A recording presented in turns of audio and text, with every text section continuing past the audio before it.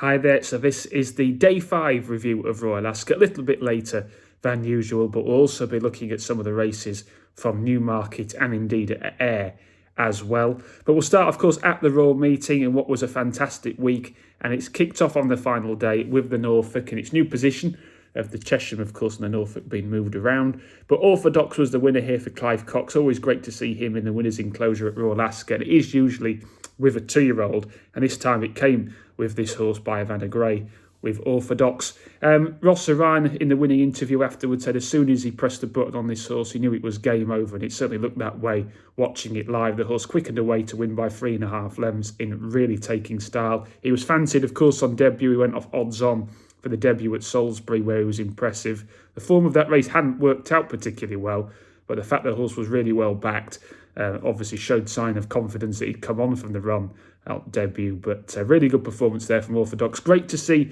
Nigel Tinkler's horse El Floridita run so well at a huge price, finishing second. That horse was under new ownership, having been sold at the London sale prior to Royal Ascot. And Musab also ran really well for Richard and Peter Fahey. Their 2-year-olds have ran really well this week. None of them have won, but they've all run well, and they've certainly outrun their prices. And I think that'll be something to look at next year at the Royal meeting, whatever they take there in the 2-year-old department. For Hardwick was next on the card, a Group 2. I mean, it was a Group 1, though, all in name. I mean, surely it'll get Group 1 status before long. Givoletto was the winner of this. I thought, given a very good ride by Oisin Murphy, who had a frustrating week.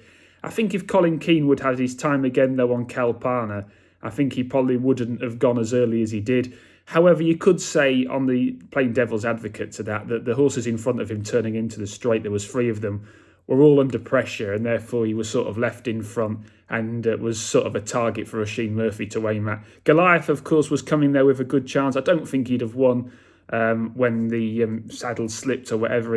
Christophe Soumillon's irons came loose, and I think he wouldn't have won. I think he'd have finished third. But he was coming with a run, but I don't think he'd have beaten Givoletto or indeed Kalpana, who in fairness to have battled on well. I don't think it was a bone ideal conditions yesterday. I think had it been good ground, you possibly might have just got away with winning yesterday. But Givoletto, always an underrated horse for the Marco Botti stable, and great to see him back in the winner's enclosure there in the Hardwick yesterday. He's a really good horse. He looked like he would be a stayer in his early career, but he's proved he's versatile, dropping back down to 1.5 miles. Of course, he beat Kalpana in the September Stakes last year before that one contested the Arc de Triomphe. So a good performance there from Givoletto and Marco Botti there in the Hardwick. The 340 was the Queen Elizabeth II Jubilee Stakes, and this was taken by Almerac, who was a bit of a surprise. Of course, this was the horse that made Jim Crowley have that horrific injury, as it did Trevor Whelan as well, because both of those horses on the day went for a gap at York, and the gap was never there, or got down to but they both had the gap closed on them, and therefore that was the horse that was involved in that messy race at York, which caused Jim Crowley and Trevor Whelan to be out for a long time, and hopefully they'll be back before too long, as they've been out for a long time now. Almerac, though, did come back with a win at Salisbury in a listed race, and obviously that was a big step up to win the Group 1 yesterday. Jolly Star ran a good race in third. I think Satono Rev, though, was not the unlucky horse, but I think he should have won. I don't really understand why Ryan Moore wanted to take him more into the middle, which would have cost him lengths.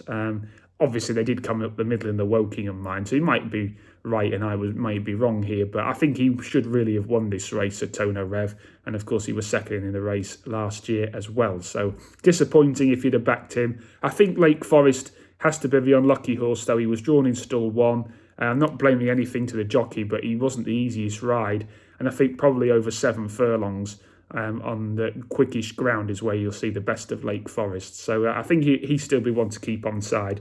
Jolly Star ran well enough. James McDonald was saying afterwards he didn't feel like he went quick enough on her. And she wasn't really one of those, was she, that there was a lot of really market confidence. She did drift out on the day to 15-8, and she had to settle for third place there in the Queen Elizabeth. The Jersey Stakes then was the next race on the card, and the well-backed favourite Sabre Strike was a big disappointment of this race. He didn't even get in the frame. The Secret Adversary, though, did really well to take the contest as well for Fozzie Stack, who's had a fantastic week with 2 winners at the Royal meeting. It's a lot more than what other people have had there. This horse did really well to win. It was on the far side as well, drawn in stall 2. And last time, of course, he finished 6th in the Irish Guineas, so he was dropping down in grade. He was 5th, of course, in the English Guineas before that, so he was dropping into a Group 3 here, so he obviously must have had a chance, probably more of a chance than the market gave him credit for. Good run in second as well from Take Charge Star, again at a big price at 50-1, and Morris Dancer, he was third for John and Fady Gosden there with Benoit Le Sayet. Hard to really gauge how good the form is, but like I said, the Secret Adversary has been running in Guineas, albeit being well beaten in them, but dropping down in grade certainly helped him, and maybe dropping back to sprinting potentially could be a way forward. I mean, it's an open division, and I don't think there's anything to lose really in dropping down. He travelled really well. He was a little bit keen, but it didn't matter with the drop back to 7 furlongs, having run over a mile the previous twice in the English and Irish Guineas for the Secret Adversary. The Wokingham was the next race on the card, and it was a good result for me because I really fancied Double Rush, and he just managed to hold on from Completely Random, who came with a great run under Ryan Moore for the Harry Charlton stable. There, Double Rush, though, I really did fancy. In my tissue which I produced, I actually had him down at 5-2, so I did really fancy him. I thought Binaria would run okay, but the ground was always going to be the question mark for him. And Double Rush has had a really good season since joining Andrew Balding. He's unbeaten in 3 handicaps now, was hammered off the boards first time out at Newmarket, then got the job done again when well in at the Rowley Mile course again. And he was probably well in again today, considering he's still in the July Cup. They had him in the QE2 earlier in the week, but I think it was a good call to go for the Wokingham, and he did it in good style, beating Completely Random there in second. I think horses again to take out from this race. I'll be looking at a horse called Sondad. He was first home on the far side, drawn in stall 2.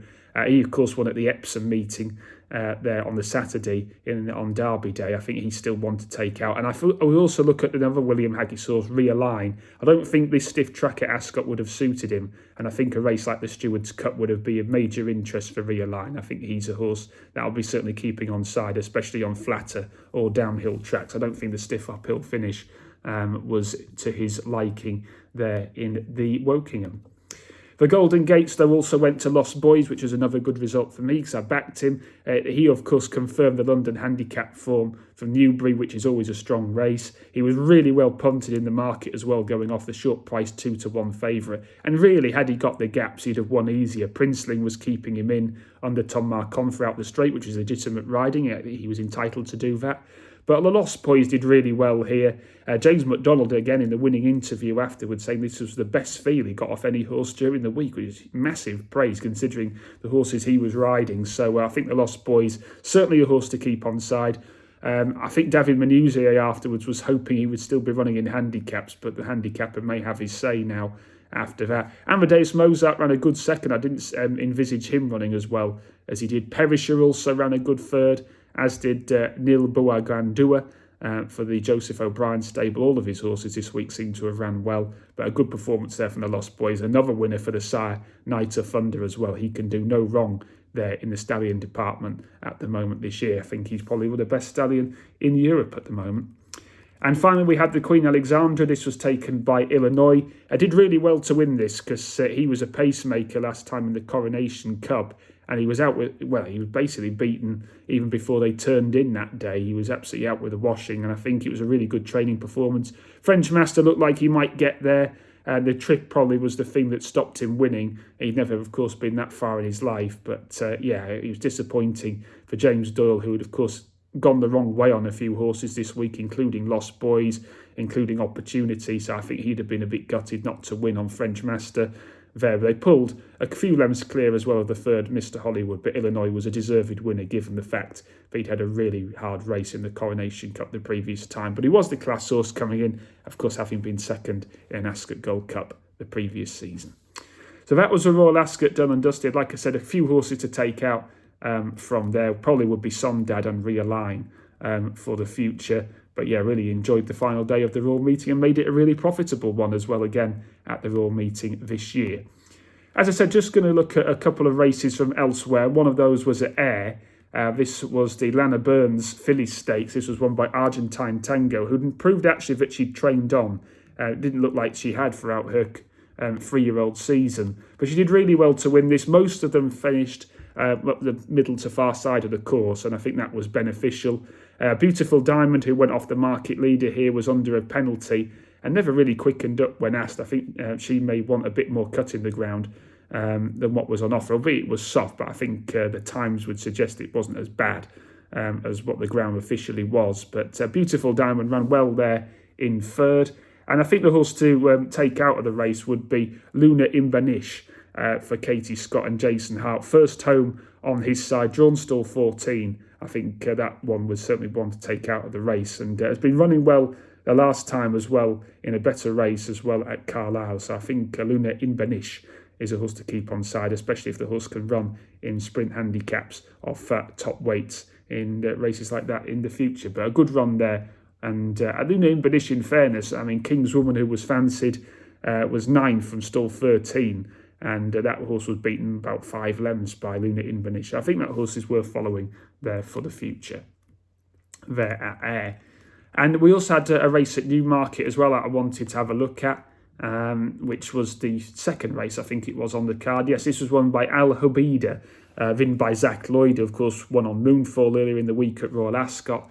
Really nice performances. It's not very often, though, that you see a Charlie Appleby horse who Al Hubida's trained by running a noseband, which is interesting. And at one point you thought to yourself, this horse might not go through with it. But Al Hubida certainly did it in the end, won comfortably, and did it in good style. It's hard to know how good the form is.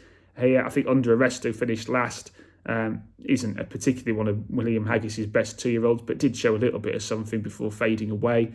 But yeah, Al Hubida did it well. Obviously, last time out, the horse ran at Yarmouth. He had an unfortunate incident where unseating the rider when looking like he was going to make a challenge at one stage after jinking right. So good to see him back in the winner's enclosure today. But again, the form might not be as worth much. But he did beat a horse on debut at Newmarket called Marrere, who was well fancied for the Coventry Stakes on Tuesday at the Royal Meeting. But yeah, nice horse potentially moving forward. But again, the form is slightly questionable in how the horse did it there at Newmarket yesterday. So there you go. That is the Royal Ascot reviews, all done and dusted, with a couple of races elsewhere that I wanted to highlight. And hopefully you had a fantastic week as well. If you like this video and the analysis I'm doing, please have a look at my Patreon page, which is at patreon.com/Owen Johnson Racing. And there is a link as well in the comments below. Thank you very much, and hopefully you have a great Sunday.